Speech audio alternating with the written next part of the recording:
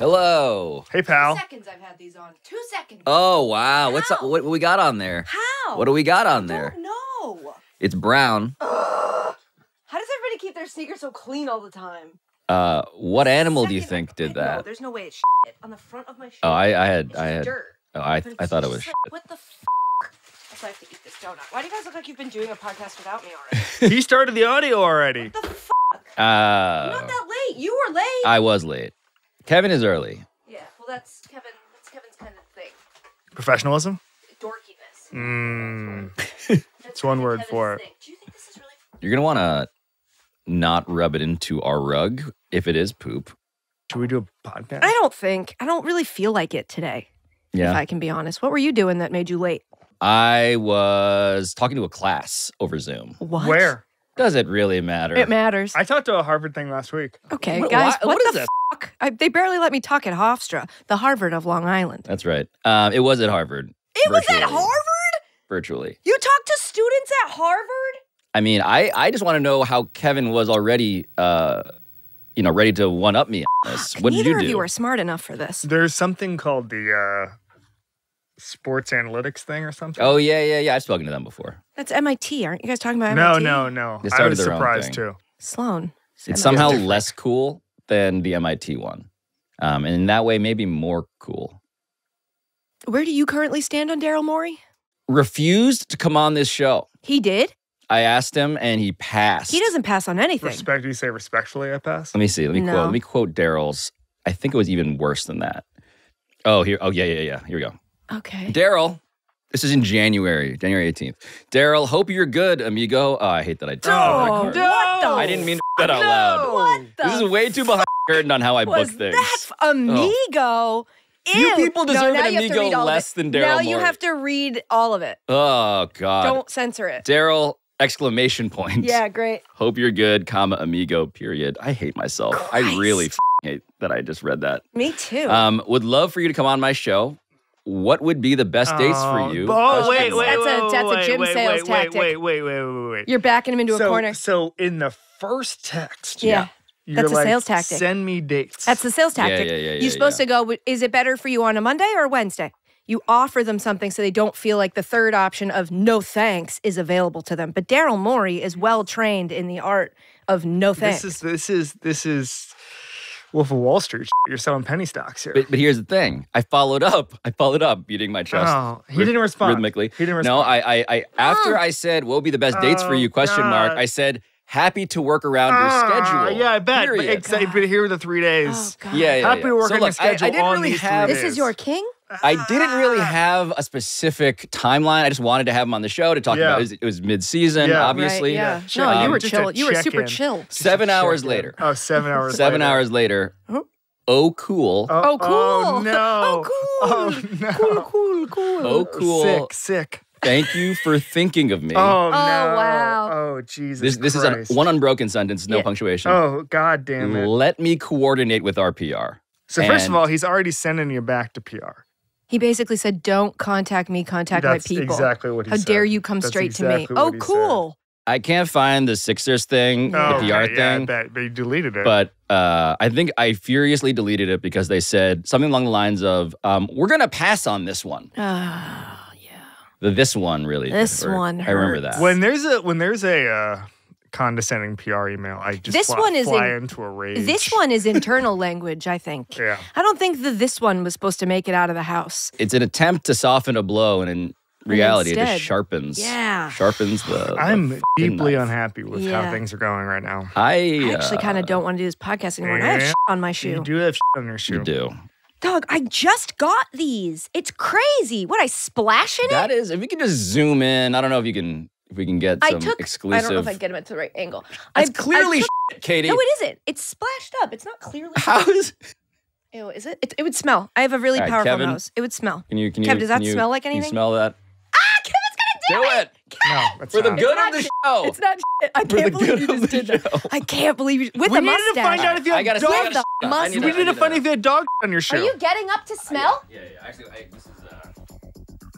It's not shit. That might be shit. No, it's not.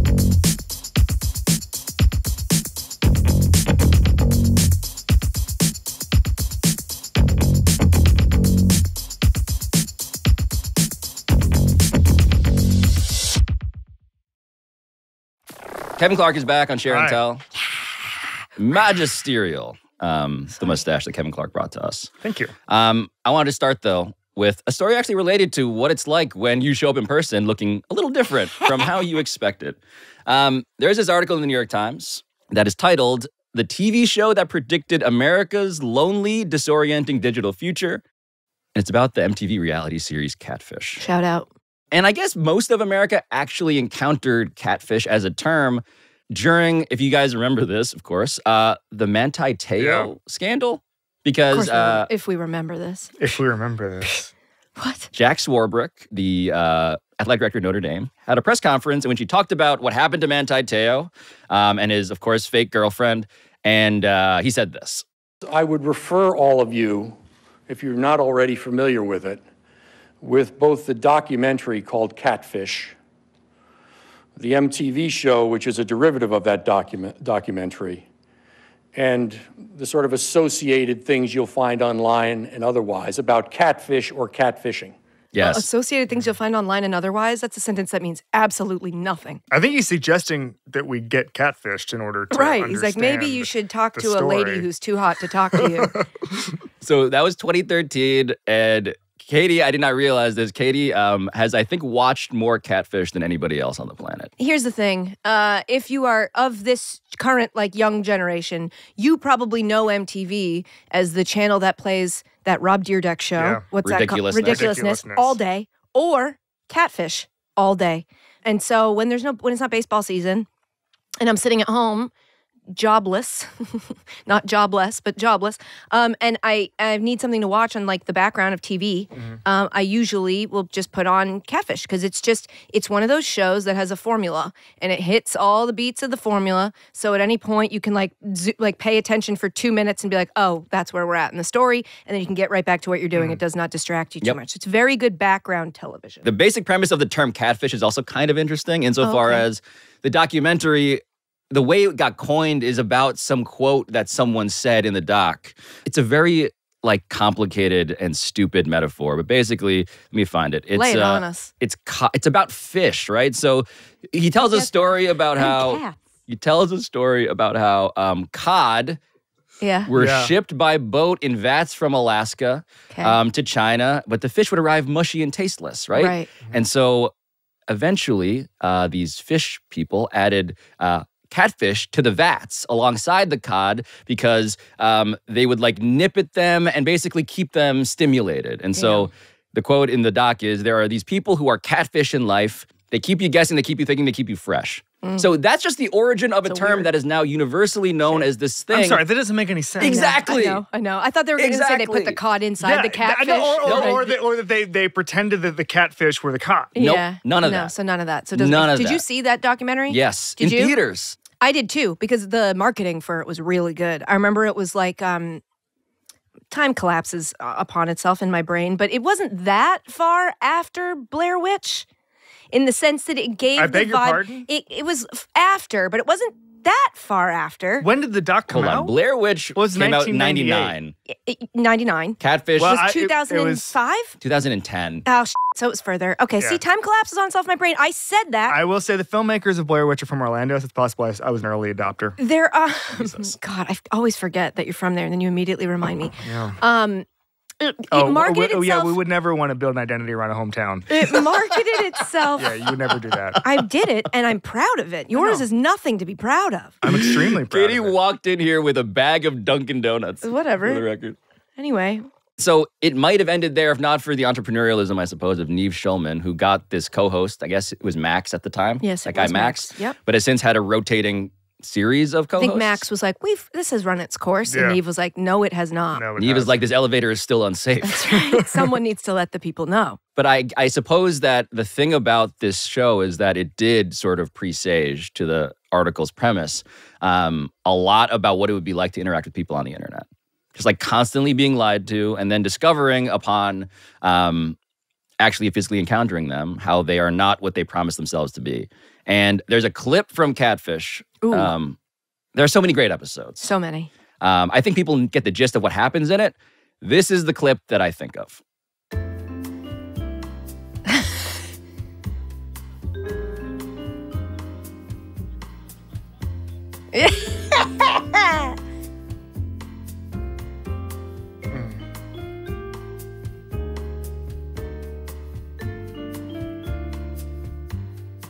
Yeah, I'm Jess.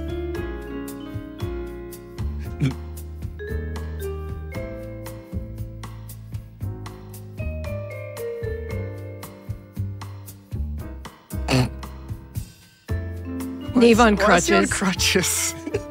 Neve has crutches. Sure, I like that. Oh, artists. Artists.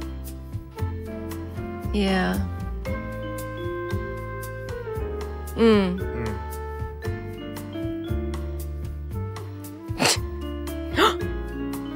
Obviously, I'm not gay.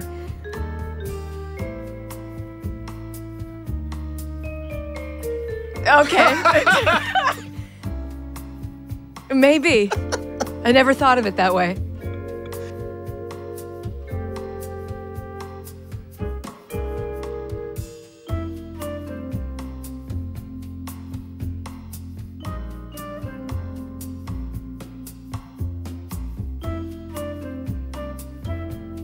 Damn.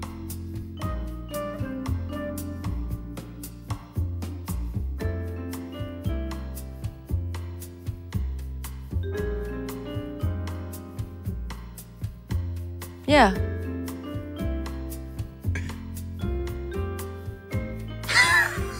Max. Oh, yeah. I want to kiss a real man. Jesus Same girl. Christ. Yeah. Couple things here. Let's hear him. I've never seen this show. Perfect. I obviously You've never? no, Not an episode. not an Accidentally? episode. The only reason I know that guy is from the meme. Really, and I don't know if the crutches that was like a temporary thing or he's always on It's crutches. temporary, like, but it's I his mean, thing. mentally, they're all the time. I That's do accurate. like the sort of like the detective work. I'm going to take a stab at this, and then it's the most obvious shit you've ever heard in your entire life. I thought that was amazing. I'm going to be like you, become addicted to the show. It's good. They try to schedule a meetup between the two, and then the big reveal is at the end when they are waiting, usually in a park. Sometimes they go to a person's house and they like confront them, and there's like they go right to commercial as the door is about to open or as the car is pulling up, and you're about to find out, is it really them? In all the episodes I've watched, I think it's been really them 3 times that I've seen. Most times you get somebody that is socially awkward, who has clearly either insecurity issues, like they are uncomfortable with the way that they look, or they're like weirdly like manipulative and antisocial in that way. Like Yeah, I've seen like girls that who guy like, that we yes. saw before. And there's a girl who gets confronted and she can't stop laughing. It's very uncomfortable for the viewer where she's like, I do it because it's fun. And you're like, oh, it's brutal to watch. So what is this article saying that Glad you asked. Yeah. So basically, Presages, sorry, was the word you used, Harvard. I think presages really does tell the story here. But there was Who's a study. texting you? What's so important? I was texting Cortez. I want photos for Instagram. Great. Great. The study. Honesty is the best policy. What are we gonna do? Lie there and be like, I'm Catfish responding. me. Yeah, I'm being catfished as we speak. Like, get my good Really side. beautiful girl wants Get the my good phone side number. of this mustache. The study that they cited here it speaks to the way that this is not just limited. God damn it, Cortez. Are you serious? Actively. No, I didn't know he was gonna make it that Cortez obvious. is going I didn't Neve know- Shulman. We're I trying to didn't do know a it was gonna be that podcast. obvious, and now he's God standing damn. here. Well, I apologize on behalf of Cortez. Take Well, this your own unfortunately fucking embodies pictures. the study that I was going to cite. Because the study is about how everybody has fallen victim to a scam like this, or at least to a degree that is stunning. So there's this one study, University of New Hampshire. 1,100 adults were surveyed. About 70% described themselves as a victim of a catfishing scam. What? What? 70%. 70%. And so, look, the degree to which one says, hey, I got catfished, I assume there are degrees of this, right? But clearly, this is a thing that people, have encountered. 70%. So, I think there's so you mentioned the degrees. There's so many. We all get DMs now that are just like, "Hey, I got one yesterday that said, "Hi, are you a boxer?" And I'm Yeah. sorry, I don't. Where is this going? Yeah. And so I think we all get. So that I don't know. What if- did you say? What did I say? No, that's what. I was- Texting, yeah. No, but like That's why I needed the pictures. Yeah, I think there is. That's what I was sending. But I think there is an element of like, if you get that, are you being catfished? You just don't respond and you move on with your life. But then there are people who have emotional, like weeks long, or they get their money stolen. It's also just the forerunner of how we're all presenting ourselves online. But it doesn't sound like either of you guys have actually been victimized by catfish. No, I have friends in real life, so I don't need to do weird excursions. That's a very painful that's what way of artists saying. thought. Because I was going to say, I think that it comes down to like, I think we're very lonely right now. I think people are isolated more so than we think. I think the pandemic made that worse. And so I think that people are very vulnerable to being preyed upon their emotions and like being told that they're loved and wanted. They're so hungry for that they look past what seems to us on the outside like very obvious indicators of a scam. They're like, no, it's different for me, but it's not. But it's I don't blame them for that, for falling for it. I think, and I've read a little bit about like people are okay being lied to in some situations. Like before the internet, there was a wave of guys who like pretended to be famous people and just were not. Like I remember in Orlando, famously, someone pretended to be former Orlando Magic forward Jeff Turner for years and was just like, that's really me. I'm like, I profitable. think Roethlisberger did that as well. I think Roethlisberger had like a guy who like in Ohio was like, I'm Ben Roethlisberger, everybody, in like 2004. Oh, and people sure. were like, oh, yeah, okay. Before? Remember fake Klay Thompson? Yeah, but that wasn't a scam. That was just to get attention. I think some people were What like, were the what were they scamming No, for? they're like scamming women or like, hey, let me live with you. I think that was the real Ben Jeff- Roethlisberger, honestly. But that's just my I'm opinion. looking this up. Okay. Fake Ben Yeah. Roethlisberger. All right. hoax. A man claimed to be Ben Roethlisberger and Brian St. Pierre. Do they look alike? I don't know. Brian Jackson dated 2 women by pretending to be both of these folks, was charged with harassment for continuing to talk to both women. Jackson often talked of his teammates and offered to autograph footballs for neighborhood kids. So what I'm saying is, I mean, neighborhood kids are coming up to fake Brian St. Pierre or fake Ben Roethlisberger and be like, here you go. Please autograph a ball. Like some people just like being lied to. What I will ask is that what is the difference between there's some scamming involved here, but like I do believe at some point, if not already, people are like probably going to be into the idea of like dating AI. The her stuff. So that's yeah. So this part let's go to scares the me. present tense, which Yes. is I am constantly look. My algorithm. Is it better to be scammed like and you're talking to a real person, or you're just doing the her thing and you're talking to a bot? If only what I've seen from AI generated, typically, I guess in my algorithm, women in my For You page, if only they were as complicated. I beg your pardon. I don't What, get, was I I humble don't get bragging sexy getting men in my served For You AI page. women? Yeah. I don't get anybody No. in my... I get in Okay. my replies, I get a lot of in bio, Sure. but I'm not getting a lot of like men made in a factory trying to seduce me. Yeah, my For You page is people mad about Columbia University right now. Mine is- all different Mine directions. is always like public fights that I don't want to watch. Yeah, I do get a lot of cafeteria fights. Yeah, I get a lot of like, check out this Karen. And you're like, oh, What? should I? But wait, are you guys unfamiliar then with the whole Yeah, I notion that there are like wildly popular pages full of AI generated women who are clearly AI? Oh Never my once. God. What are you clicking on, Pablo? Look, they are very, very popular pages. And it's unclear to me, to Kevin's point, whether people are all being fooled by this or whether they're just into don't it care. They just and wanna might see even boobies. prefer it. Mhm. Prefer the idea of being sold a fiction that is, I guess, giving them what they want, which is entirely specific to, a surface level sort of relationship. Do these feel like relationships? These feel like people that are interacting, or is it just like look at these boobies? All right, let me. Because I'm when gonna it comes to find, look at these boobies, I'm gonna I look at don't these think boobies men. Right now. I don't think that for work. Women for I work. don't think men feel like they need to know the woman's real in order to have the boobies make them feel a certain type of way. Okay, so here's broadly one. agree. Okay, so meet Aitana. Oh, Aitana. Spain's first AI model. model. I mean, she's was beautiful. She's Earning- earning 10,000 euros a month. She never has to shave her armpits. They just Yep. come like that. Look at those boobies. She's 25. Yep. I'm glad they specified that. I mean, Aitana, 25, For a what? pink-haired woman from Barcelona, receives weekly private messages from celebrities asking her out. sorry? Celebrities. Name and Celebrities. shame. Name. Is not real. Aitana. What do you mean, Name and Aitana? shame, I would be Aitana. afraid to DM an AI bot just because I'd be afraid it was like some sort of like a government thing. Then they could like expose that we're going to publish Aitana's DMs. And you're like, no. Who's trusting a robot to keep their weird kinky secrets? The creator says this, quote, one day a well-known Latin American actor texted to ask her out. This actor has about 5 million followers, and some of our team watched his TV series when they were kids. He had no idea Aitana didn't exist. Wow.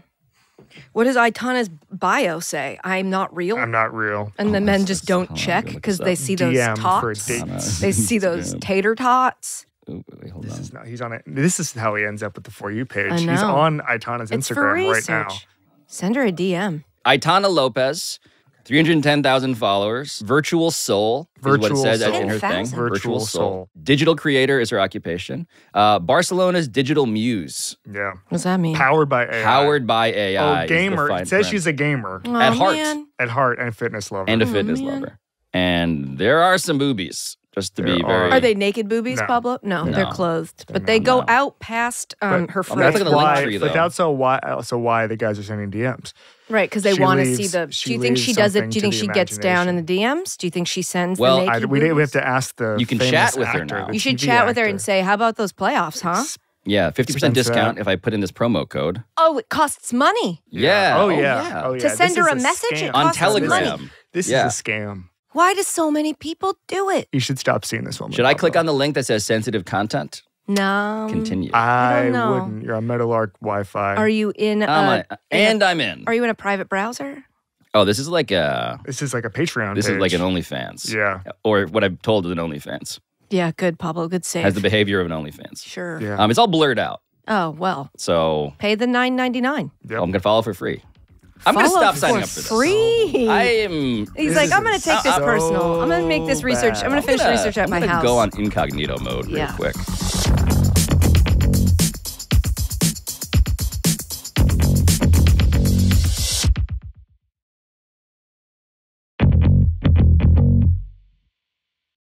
I'm going to read the headline and then I'm going to go into the story. So here's the headline. And I would love for it all to be a slow reveal, but the headline is just so good. I sent it to Pablo on Friday or Saturday night at like 9 Immediately. p.m. I saw it and I said, this is what I want to talk about. This is what I want to do with my life. The headline is, and it's from Fightful.com. The Undertaker, a 7-year-old named Bjorn threatened to shoot me in the face and called me a Democrat. Now, there's a couple things here. Number one is that I feel like, and maybe this is just me not seeing it, I feel like there's a lack of just total shithead kids anymore. Because when I like, you'd always see like 7-year-olds, in like 1999, and they were just absolute terror. You don't play terror. video games online? I don't. What's going on that's, there? a lot. Oh, they're indoors now. That's the thing. Yeah, the They're kids are indoors. inside. They used to be at parks. Yeah, like Yes. Dennis the Menace style. Yeah. There's Right. no more. Dennis the Menace now is in a house saying racist stuff on chats. Yes. To Katie. Yes. Yeah. No, To well, if Kat. Katie speaks, they go, "Ooh, it's a girl. Ooh, show me your boobie." Like, Yeah. they don't say boobies, but I do a lot in this podcast. Let's get into the story here. It's a Let's. 5-minute story. Cortez was upset that it's so long we can't just play the entire video. Yeah. We'll It is tempting, though. It is an unbelievable story. So someone on the WWE security team this is at WrestleMania a couple weeks ago, tells Undertaker, who and more power to him, refers to himself as the Undertaker Yeah, I'm many Googling times his in real this name. story. His I was name's gonna Mark. I believe it's Mark Calloway. I Yep. believe it's Mark. Mark Calloway, William Calloway, Wow. age 59. 59-year-old. 59. So What an Undertaker. one of the security Would've detail taken the guys Overtaker. is a former Navy SEAL. His son is a huge fan. Now his son is named Bjorn, as we discussed, and the former Navy SEAL does not want the Undertaker to call him because he just wants to be professional about it.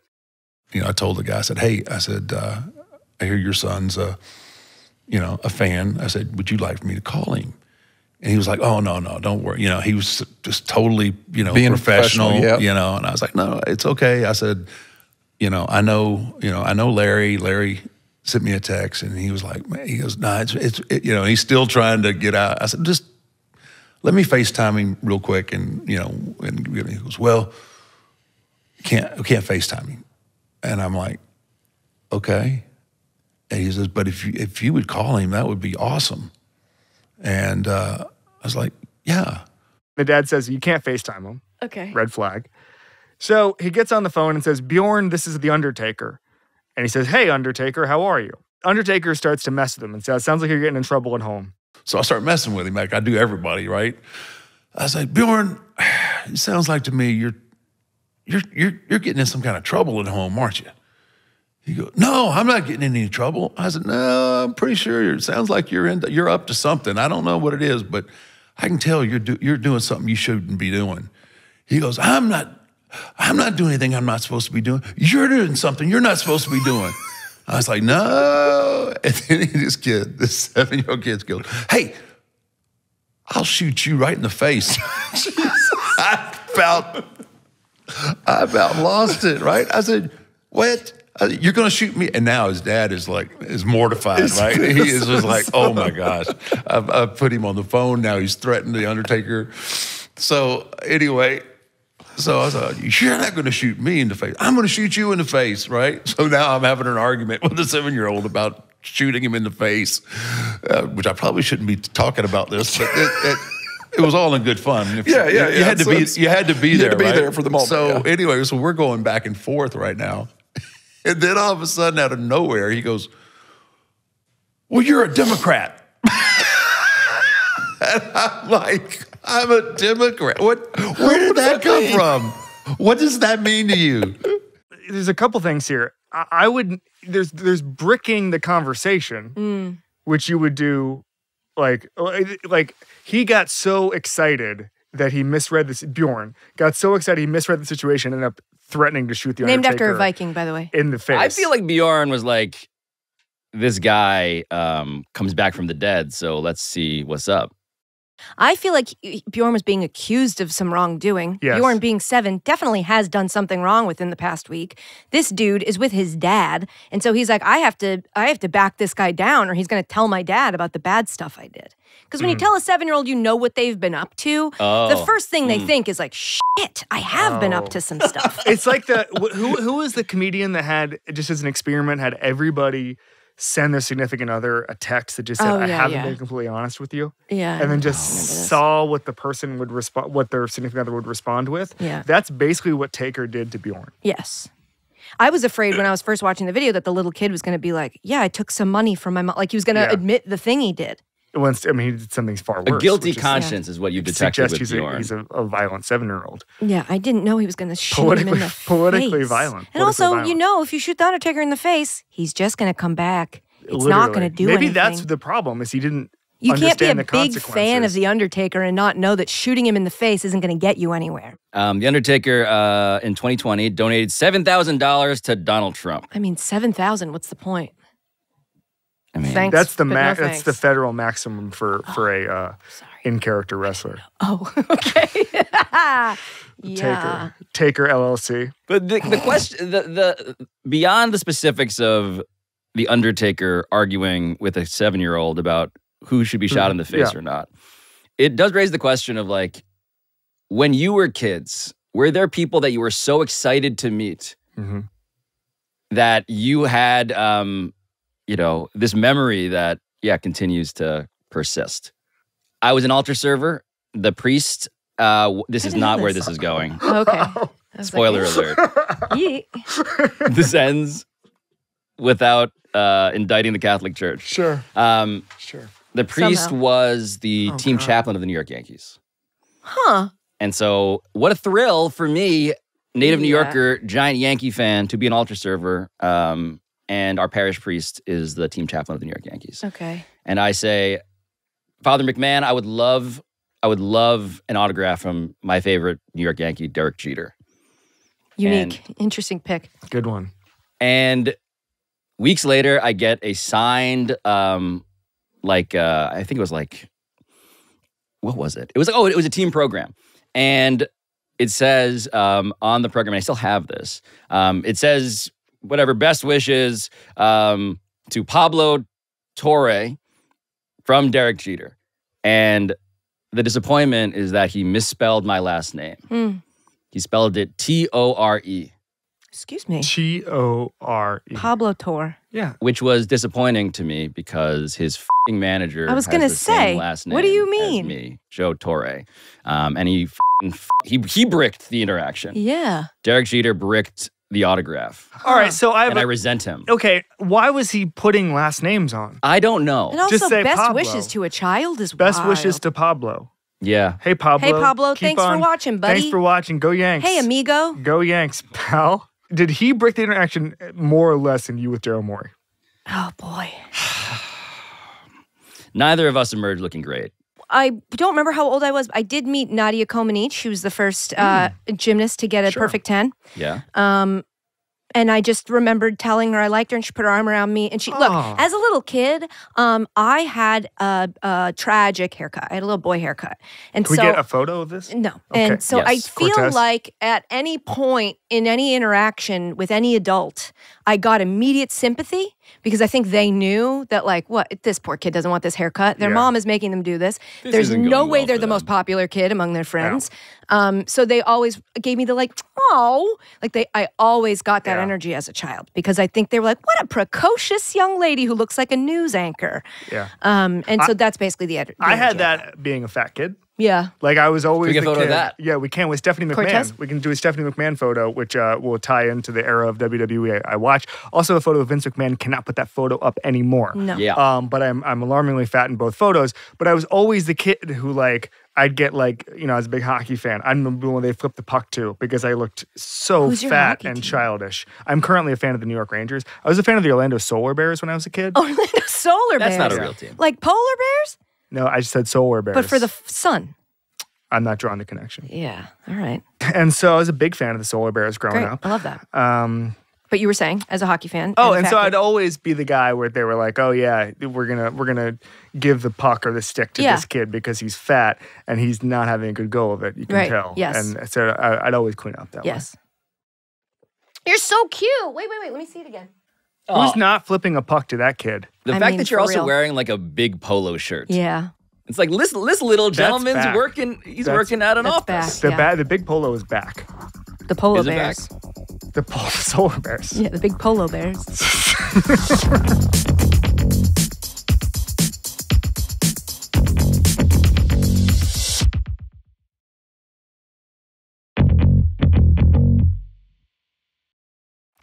All right, Katie, All right. what you got? Mine's depressing because it's kind of about our lives. Oh no. It's an article in the New York Times. Ever heard of it? By John Coblin. Rhymes with goblin. I'm assuming. I'm guessing. I think it's Koblin. Damn it! I really wanted it to rhyme with Rhymes goblin. with Goblin. Why? Goblin. Well, because what's a goblin? Goblin's What's fun. a ghoul to a goblin? That's right.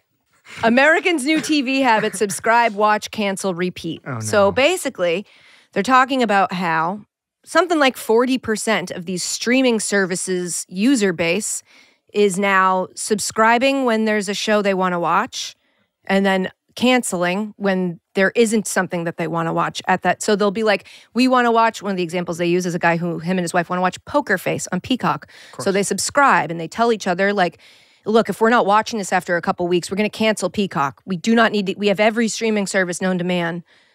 It's silly to have another one. So that's apparently the younger generations, that's like the default almost for their behavior with these apps because a lot of those generations, as we know, and we've been told, they're not buying cable. They're signing up for all these different streaming services.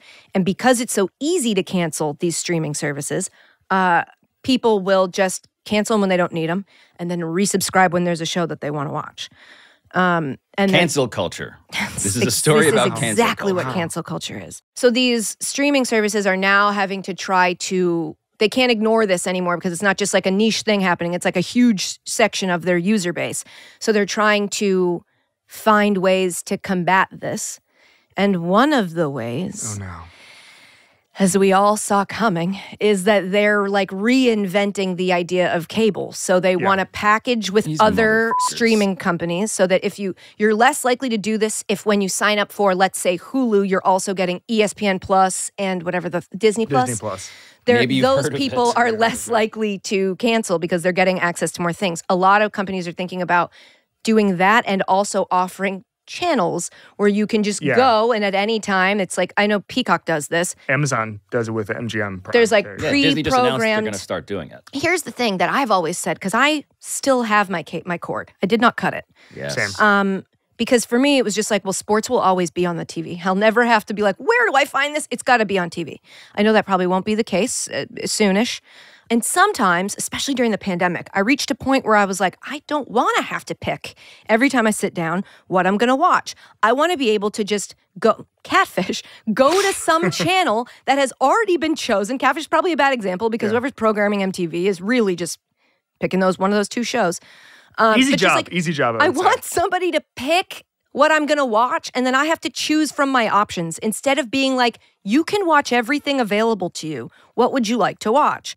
Well, there's also the reason channels are valuable is because watching 20 minutes of something and then that's it. You're just like, oh, I'm just going to watch 20 minutes. All right, it's a commercial, I'm out. Like, that's a hugely valuable experience that we've lost. Zoomers will never understand watching 20 minutes of Saving Private Ryan in the middle, kind of forgetting what goes before and after it, and then moving on. Yes. Look, something that comes up every time I begin to complain or get asked about questions, or complain or get asked about, like, why is the industry going this way? It's like, well, because they killed cable television. Yeah.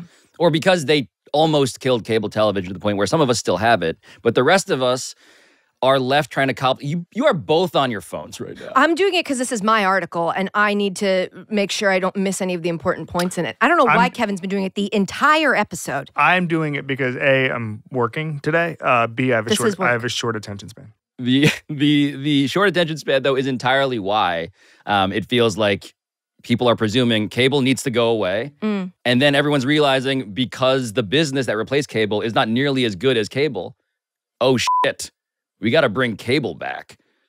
And I don't know if people outside of sports media specifically acutely understand this in the way that I think is very obvious, people who do work inside of it. But like ESPN, as John Skipper likes to say on the Sporting Class, the show I do with them here at Meadowlark Media, ESPN was the greatest business model in the history of media. Even though ESPN, you're talking about it, and you are correct on that, I actually don't think they're the biggest beneficiaries. The biggest beneficiaries are like the weird baseball, like $9 a month team-owned channels, like the Yes Network, like whatever. There's like 25 of them now. And basically baseball is completely propped up by cable television, by these local things. That's why like the collapse of Bally over like last year was such a big deal, and why I'm actually pretty nervous about baseball's future is it literally so much of it relies on the ability to bilk San Diegans out of $7 a month. And so like ESPN, I think, will survive much better than those channels, but it's still the same thing, which is non-sports fans paying for the enjoyment of sports fans. And what people are realizing to the point of this story is that it's now so expensive that they are cycling through subscriptions like they're flipping through channels. Right. And the promise of course, streaming was that when you're in an a la carte system in which you choose to pay for what you want to eat, as opposed to paying for a bunch of stuff that you never watch, you're going to pay less, and it's going to be easier. And none of those things have really come true. It's the way that technology is constantly disrupting things only to then sell you a worse version of the thing they disrupted. Yeah. It's like, oh, we're back to cable television. Cool. I swear to God, I bought my first DVD in 20 years today. I didn't know they were still doing those. It's a Blu-ray. That's sick. Well, it's The Assassination of Jesse James by the coward Robert Ford, an amazing movie that I just wanted to watch very badly last night. And I've had this urge many times, and it was like $12 to buy on Amazon. No place was having it streamed, but it streams all the time. But it's one of those that comes off and then comes back on and comes off and comes back on. And so, how did you play this? How do you plan on playing this? Well, I have an Xbox. Yeah. Yeah. That's what those are best for. I don't get on the chats to find out about the racist 7-year-olds. Yeah. But I do they say sometimes hi. They do. You're using an Xbox in the oldest possible way as a DVD I also player. like play FIFA. Anyway, so it's the same thing where I was just like, I'm tired of every 6 months being like, where is the streaming? And if not, paying $2 to buy it, I'm just going to buy a $12 DVD. I am doing exactly what this is, where it's physical media, cable, bring back 2001. Well, it's kind of like a parallel to how vinyl also has made a comeback in recent decades relative to the arc of it. It's because people have been so frustrated by Napster and the domino effects of streaming music that they're like, people have become, and I think understandably, like apocalypse preppers, where it's like, I don't trust this to exist and survive. And so I need my own collection of physical things to put into my pyramid to be buried with, so I have access to it for as long as I want. Well, it's also... Sorry, you go. I was going to say, it's also true of digital media and writing, where a lot of people save everything they've ever written because they have no faith that a private equity company is not going to... SI Vault it's just gone. Truly is unreadable. Unreadable. Well, it's and also... there's some articles by Pablo Torre that have never been readable, but now, like, literally, physically... Good. Now they're actually undermining It's me. also that if you take out the capitalism of it all and you were just to look at the like, okay, back then we used to have to watch things when they were on TV. We had no way of recording it or controlling when we could watch what we wanted to watch. And then we've evolved to a place where you can watch anything you want at any time, taking the money out of it. That sounds like progress. But then you remember that the people who were making money off the old model want to make even more money off the new model. And they make it to a point where now we don't own anything. You have to pay for the ability to access any of the things you want to watch. You can never just like go watch them. And they've gotten to the point where they're getting rid of somebody. Best Buy just recently was like, we're done with physical media. We're not selling it anymore. And I would bet if this keeps going, we would get our next generation of like PlayStations or Xboxes won't even have that slot in them the way that laptops no longer have, unless you specifically ask for it, a CD drive. Like they're phasing out physical media and causing you to have to pay. David Zaslav, that's how you got to say that's idiot's name. Courtside at Madison Square Garden earlier this week. He got a raise. He got a raise. And he canceled shows that were made or movies that were made and did not run them because it helped. It was more beneficial for them on the tax side. And he got a raise. He made $49.7 million compared with $39.3 million the year before. Like media is going, like less has been made and that guy's making more than he made the year before, and that should not be the way that it works. The people that are in charge of giving us the content don't touch the content, have nothing to do with the making of it, and are not in any way incentivized to make good content. And that scares the shit out of me. That seems fine. That scares the shit out of me. The cancellation part of this is also interesting to me. Because cancellation, look, so Kevin's wife works for the Wall Street Journal. I subscribe to the Wall Street Journal. Part of the reason I subscribe is because I once tried to cancel the Wall Street Journal, and it was too difficult. Yep, it's like a gym. We sent some goons to your house. Well, what they make you do, and I think this is a smart thing, truly, and it's worth paying for in all honesty, of course, it's that, I'm defending Rupert Murdoch and the Wall Street Journal, they're a good product. He needs the money. I need the money. Teddy needs the money. Teddy needs the money. But the reality is what they make you do is jump through hoops. You have to call a number. Yeah. You can't just click on a link. You have to call a yes. Same and with so cable. it's like canceling cable. And none of that should be a coincidence given the conversation we just had. The point is make it difficult for you to get rid of something because that's what they're gonna do. You're so desperate. This article made me go like, they're gonna now go, well, if you same way Netflix was like, oh, you can only use this in one household and you have to name your, now they're gonna be like, canceling's actually really difficult. I need to look this up. There's a huge percentage of AOL's revenue that comes from people just never canceling. Yeah, that's like gyms. Like not gyms canceling in 2004 and being like, I don't know what's going on. 1.5 million people still paying a monthly subscription to AOL. I should point out 1.5 million people as of 2021. And what they get in exchange for their subscription service fee is technical support and identity theft software. Oh, God, they love to sell old people on identity theft software. They're like, listen, people out here want to be you. Don't let them be. They say dark web and identity theft, and old people are like, take my money. Brian St. Pierre needs some of that. But the artists. The one thing. Artists need some of that. The one thing is that if you are buying identity theft software from AOL, it is likely too late. It is likely that you've been stolen many times. Yep.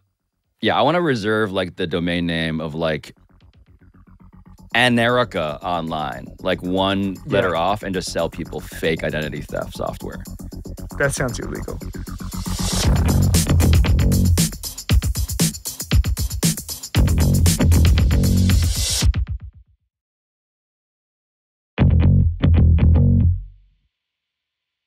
All right, what did we find out today, guys? Oh God, so much. We learned what here today? I'm surprised I didn't anticipate that the shithead 7-year-olds were all indoors playing Warzone. Yeah. That's why you got to keep your kid off that for a while. I want my kid to be a huge baseball fan because when I was watching a lot of baseball, I was a pretty big dork. Because you can't, if you're watching baseball, it's like 162. And it is a lot. And it's you're like slog. reading, you're reading Bill James and stuff, Yeah. And then you just never really get. The baseball little kids are all right. Did you see that clip the other day of a kid? Go to the tape. We don't have it. Of the kid trying to get to his seat, and the lady's got her legs up, and he asks her to move, and she won't move her feet.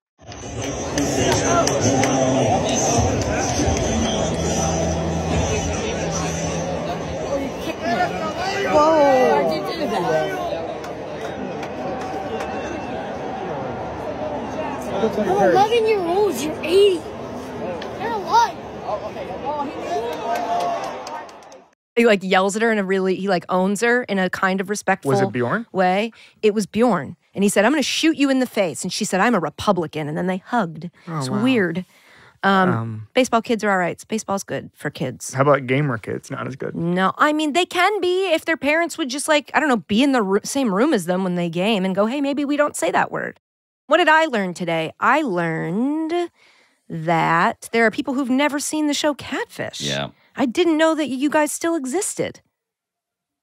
I was watching baseball. Yeah, I told that's you. fair. That is fair. I was watching 2003. Did you see the report I was the other watching Billy day? Koch closing out games for the White Sox. Did you see the report the other day that Fastball on that that a guy. lot of streaming services are trying to come up with second screen content, which used to mean stuff that was happening on your phone while you Yeah. were watching TV. Now it means stuff that happens on TV while you're on your phone. So they found that people were like they didn't want things that had too deep of a plot or that needed too much of your Yeah. attention because they were mostly scrolling their phone, but they did want something to play in the background, which is what I explained Catfish was for me. But these places are now trying to program that. The reason I watch a lot of History Channel documentaries is that I am just not paying attention at all, kind of like me on this show today, where I'm just on the phone. And that was a joke. I am paying attention to this show. I know you think I'm on my phone the whole time, but I'm Debatably. You literally I'm have been on locked your phone in. this entire show. That's not true. People can watch this. Tally up how many times, how often I was Please on my phone. Please put a Tally little it up. ding at the bottom of the screen every time.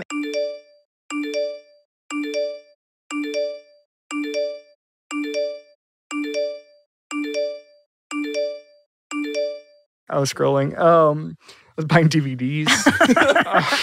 What I found out today is that Kevin Clark, despite being on his phone this entire episode, episode. has the oldest possible interests. Yeah. Truly. I think we knew that. You just, No, I think he was that's true. about to I cut him off accidentally now, before he could explain why he's into the History Channel. With the Yeah. docs. Because the History Channel, like the actual Oh, channel you're on cable, You're a pre-Republican. You're in the early stages. you got to subscribe to the History Vault on Amazon Prime. That's where you get the good stuff. That's where you get the goods. That's where you learn about wars. Yep. Wars and presidents. They keep the Like, best wars really behind. They cheesy. paywall the best wars. That's They right. really do. Yeah, OnlyFans, but for tanks. Yeah. Ooh, the Panzer. Only pans. right? Blurred out. OnlyPans. now we're... Only OnlyPans? pans. Only pans. There it is. Wow. We got there. Check your phone.